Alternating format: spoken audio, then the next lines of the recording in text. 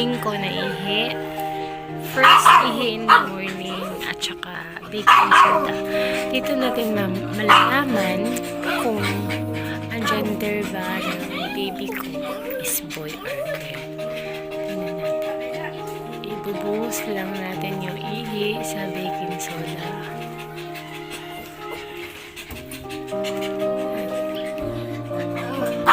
Bula-bula siya sa bahan nato.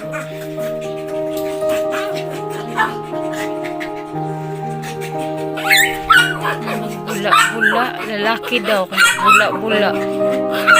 Kung di magbula-bula, tinaw ka kayo. Bae. Pagkatrap mo na. Ha? Lubog mo na. Nagabula siya. Nagabula ba siya or... Bula lang si baby.